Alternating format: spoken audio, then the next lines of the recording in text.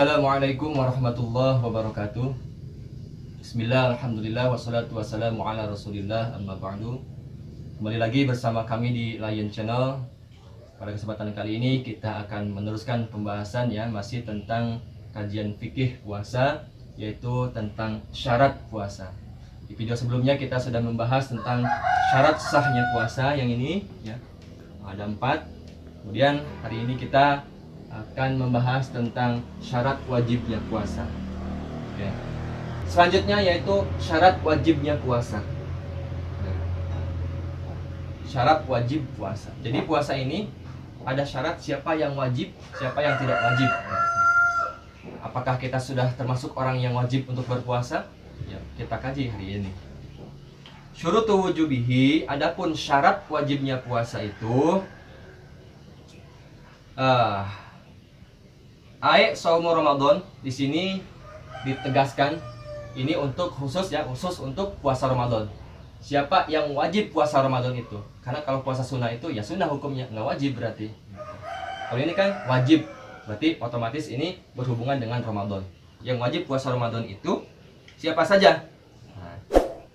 Yaitu ada 5, khamsatu asya'a, syurutu wujubihi khamsatu asya'a, ada 5. 1, 2, 3, 4, 5. Siapa saja? Yang pertama, Islamun. Syarat wajibnya itu Islamun, harus Islam. Seperti tadi hanya syarat sah puasa. Nah, syarat wajibnya pun sama, yaitu harus orang Islam. Mana ada orang selain Islam puasa di bulan Ramadan? Gak akan ada. Hanya orang Islam yang puasa di bulan Ramadan. Makanya siapapun yang mengaku Islam, siapapun yang mengaku memeluk agama Islam, maka apabila datang bulan Ramadan, maka wajib baginya untuk puasa di bulan Ramadan itu. Kan? Kalau yang tidak puasa gimana? Bisa dikatakan orang tidak Islam? Oke, itu yang pertama yaitu Islam ya, harus beragama Islam, wajib. Orang yang beragama Islam wajib puasa. Kemudian wataniha, yang kedua, syarat wajibnya puasa itu adalah taklifun.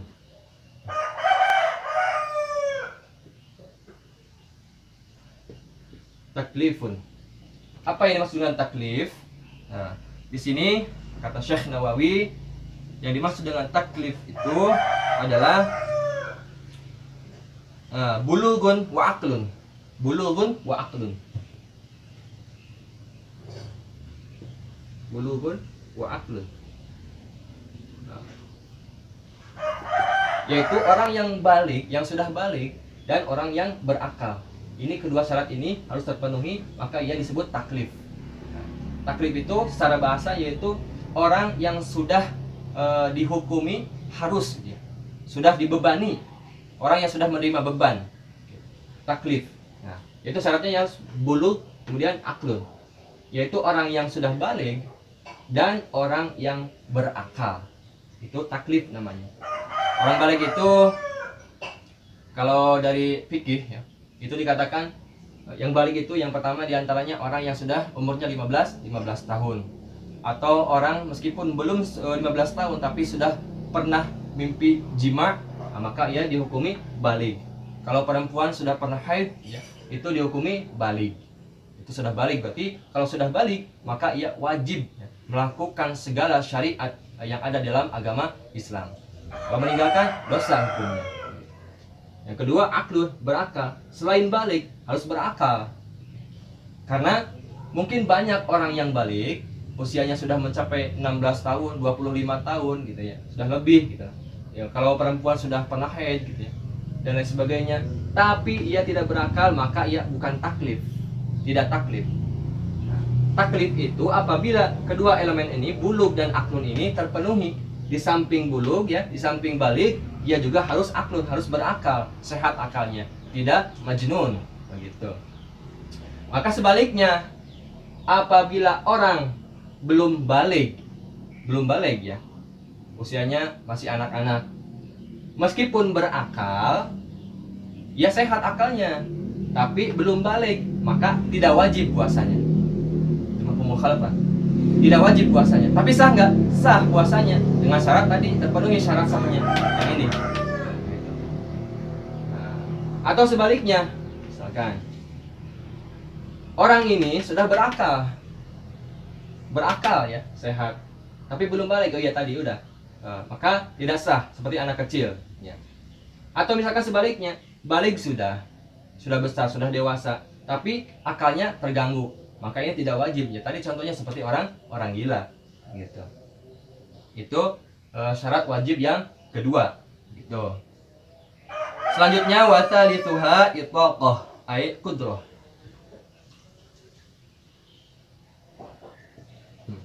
Syarat yang ketiga, orang dikatakan wajib untuk berpuasa Ramadan itu adalah itlaqatun ay al-qudrah. Yang dimaksud dengan itlaqah itu adalah qudrah, yaitu ia mampu untuk melaksanakan puasa secara jasmani, mampu, secara rohani mampu, gitu. Artinya ia sehat, ya, sehat, tidak terganggu, tidak ada hal-hal yang membuat ia udzur ketika ia melakukan puasa. Nah, misalkan contoh di sini dikabirin karena orang itu sudah terlalu tua, misalkan orang yang sudah tua renta, ya, fisiknya sudah lembek, fisiknya sudah berkurang, gitu.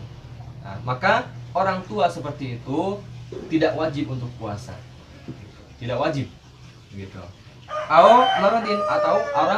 Atau orang yang sakit, misalkan sakitnya itu tidak sehingga membuat ia tidak mampu untuk menahan tidak makan, gitu. Nah, maka orang tersebut tidak wajib, itu rukhsah, tidak wajib untuk melakukan puasa, karena syarat wajibnya puasa itu adalah orang tersebut mampu untuk melakukan puasa. Tapi hari ini kita banyak jumpai orang yang masih fisiknya sehat, segar, gitu ya, tapi mungkin tidak puasa. Kenapa itu? Entahlah. Oke, yang selanjutnya, yang keempat, warabi'uha sihatun. Yang keempat, syarat wajib puasa itu adalah sihat. Oke. Sihat secara jasmani, sihat secara rohani. Jasmaninya tadi mampu untuk melakukan puasa, ya, sehat sehingga ia apabila puasa tidak terjadi apa-apa pada dirinya itu. Secara rohani ia sehat juga, akalnya sehat, pemikirannya sehat, tidak terganggu dan sebagainya. Maka orang yang sehat wajib untuk puasa. Kemudian selanjutnya yang kelima, yang terakhir, wa khamisuha iqamatun. Yang terakhir, yang kelima, syarat wajibnya puasa itu adalah iqamah. Iqamah. Artinya apa? Iqamah itu artinya ia berdiam di tempat atau di kampung halamannya atau di rumahnya itu. Tidak dalam keadaan musafir. Nah, karena bagi musafir itu dibolehkan untuk tidak puasa. Misalkan kita sebagai seorang musafir yang bepergian sangat jauh, gitu ya, sehingga kalau kita berpuasa memungkinkan fisik kita lemah, gitu ya. Kemungkinan kesehatan kita terganggu karena perjalanan itu sangat jauh, gitu. Maka sebagai musafir diperbolehkan untuk tidak berpuasa, ya, tidak berpuasa. Faman kana minkum maridun aw safarin fa'iddatun min ayyamin ukhra. Akan tetapi bagi orang-orang yang sakit tadi, ya, kemudian orang yang musafir, ketika ia tidak puasa, maka setelah lebaran bulan berikutnya ia wajib mengqadanya. Harus diqadha, harus diganti puasanya, gitu. Iqamah, bepergian. Namun ini iqamah ini bepergian yang tidak dilakukan secara terus-menerus. Misalkan ketika bulan Ramadan kita biasanya tinggal di kampung halaman, tinggal di rumah. Tapi karena sesuatu hal kita harus pergi, misalkan ke NTT, ya, misalkan begitu. Sehingga kita harus melakukan perjalanan atau musafir, dan kita dihukumi sebagai seorang musafir. Maka kita boleh, ya, diperbolehkan untuk berbuka, diperbolehkan untuk tidak puasa. Lain lagi halnya dengan perjalanan yang sudah biasa dilakukan sehari-hari. Contoh seperti seorang supir, seorang kondektur. Nah, itu kan mereka sudah terbiasa. Sehari-hari mereka pekerjaannya ya itu jalan-jalan itu gitu. Misalkan dari Bandung ke Jakarta, dari Bandung misalkan ke Jawa Tengah gitu ya. Itu sudah mereka lakukan biasanya sehari-harinya. Nah, itu tidak termasuk musafir di sini. Maka bagi mereka hukumnya tetap wajib untuk puasa gitu. Tidak dikategorikan sebagai musafir begitu ya. Nah, maka kesimpulannya apabila syarat yang kelima ini sudah ada pada diri kita, yang pertama kita sebagai seorang muslim atau beragama Islam, yang kedua taklif ya. Taklif itu yaitu buluk wa aklun, yaitu kita sudah balik dan kita juga berakal sehat gitu ya.